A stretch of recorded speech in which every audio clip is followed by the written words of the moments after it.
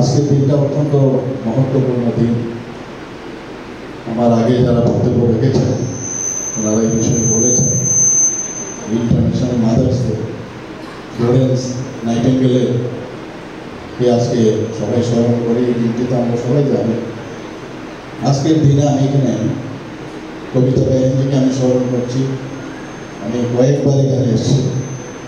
ওনার সাথে একটা আত্মিক সম্পর্ক, ওনার সাথে যখনই কথা বলবো একটা আত্মিক সম্পর্ক যেন একটা ফিলিং, সেটা সবসময় বরাবরই যেটা আমার সাথে সেটা ছিল, নিশ্চয় আপনাদের সাথে ছিল।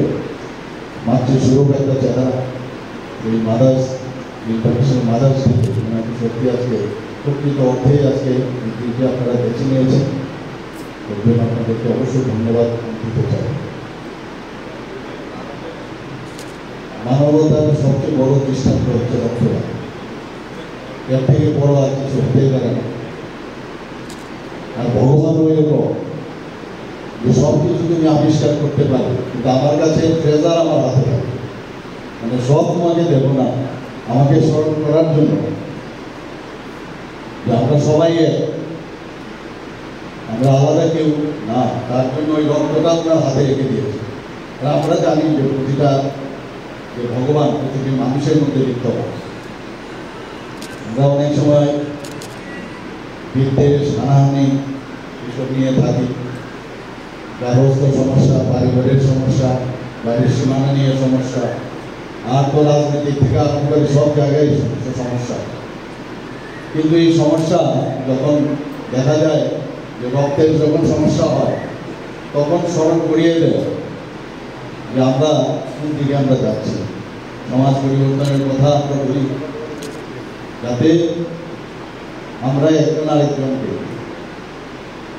যে মানুষ মানুষের জন্য সেটা স্মরণ রাখার জন্য এই ধরনের রক্তদান শিবির খুব প্রয়োজন। কিছুদিন আগেও আপনারা দেখেছেন যখন আমাদের কোভিড আক্রান্ত সময়ে রক্তের খুব স্বল্পতা সারা ভারতবর্ষে তো ছিল, ত্রিপুরাতেও কিন্তু রক্তের স্বল্পতা দেখা দিয়েছে। আমি বারংবার যখন আহ্বান করলাম সমস্ত ত্রিপুরাবাসীর কাছে, দেখলাম যে মানুষ হাত বাড়িয়ে দিয়েছে, তারা সাহায্যের হাত বাড়িয়ে দিয়েছে এবং সব জায়গায় মানুষ এসেছে রক্তদানের উদ্বুদ্ধ হয়ে সবাই চলে এসেছে। আমাদের আপনারা সবাই জানেন এখন সাধারণ যে লোকসভা নির্বাচন চলছে, ওই সময়ে যখনই নির্বাচন ইত্যাদি হয় তখন এই ধরনের যে ব্লাড কালেকশনের যে বিষয় সেটা স্বল্পতা সেটা দেখা যায়। এবারও আমি কিছুদিন আগে আমি আহ্বান রেখেছিলাম একটা জায়গায় রক্তদান শিবিরের অনুষ্ঠানে আমি গিয়ে বলেছিলাম, ত্রিপুরাবাসীর কাছে অনুরোধ করেছিলাম, আহ্বান রেখেছিলাম যেন সবাই রক্ত দেয়, কারণ আমাদের যে ব্লাড ব্যাঙ্কে সেখানেও রক্তের যে স্বল্পতা দেখা দিয়েছে। এখানে বেহেনজি বলেছেন যে রক্ত আমরা কালেক্ট করি। আমরা জানি যে রক্তের যে উপাদান আরবিসি, ডাব্লিউবিসি, প্লেটলেট এবং প্লাজমা, এই চারটা মিলে রক্ত তৈরি হয়। এবং একজন ব্যক্তি যদি রক্ত আমরা দিই, চারজন ব্যক্তিকে আমরা বাঁচিয়ে দিতে পারি। কারণ এখন সেপারেট করা যায়, আগে সেটা সম্ভব ছিল যে হোল ব্লাড আগে দেওয়া হতো, তাতে করে অনেক অসুবিধা হতো। ত্রিপুরাতে আমরা সেই ব্যবস্থা এখন দেখেছি, যা আরবিসি দরকার আরবিসি আলাদা করে দেওয়া যায়, ডাব্লিউবিসি, প্লেটলেট, প্লাজমা আলাদা করে দেওয়া যায়। বিশেষ করে বাচ্চাদের ক্ষেত্রে হোল ব্লাড দিলে তার শারীরিকও সমস্যা হতো, সেটা আগে ছিল না। সেপারেশন করে যেটা যা দরকার তাই দেওয়া, এবং আমরা সেই ব্যবস্থা এখানে করেছি। এবং আমি বলবো যে আমরা যখন সার্জারি করতে নামি তখন প্রথমেই আমরা জিজ্ঞেস করি যে পেশেন্টের হিমোগ্লোবিন কত আছে। বিভিন্ন দিকে আমরা হোল ব্লাড যখন পরীক্ষা নিরীক্ষা করি তখন রক্ত সার্জনের কাছে হাতের মধ্যে রক্ত অ্যাটলিস্ট 2 ইউনিট আছে কি না, তবেই আমরা সেই পেশেন্টকে হাত দিই।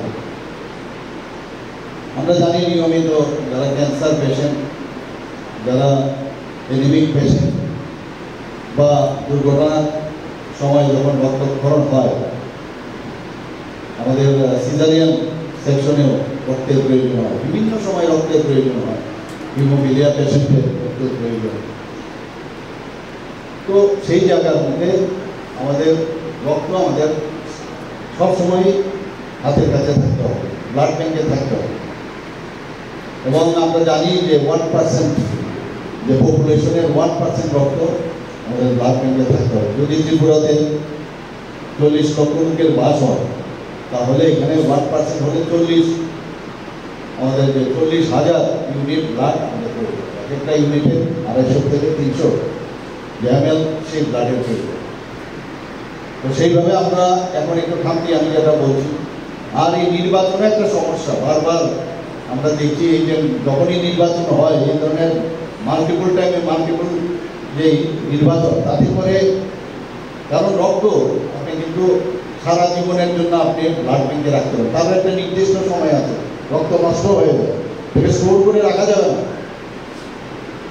তো এর জন্য এটা একটা কন্টিনিউয়াস প্রসেস। আর ভারতবর্ষের মধ্যে ত্রিপুরা রেনেসাঁ তৈরি করেছে।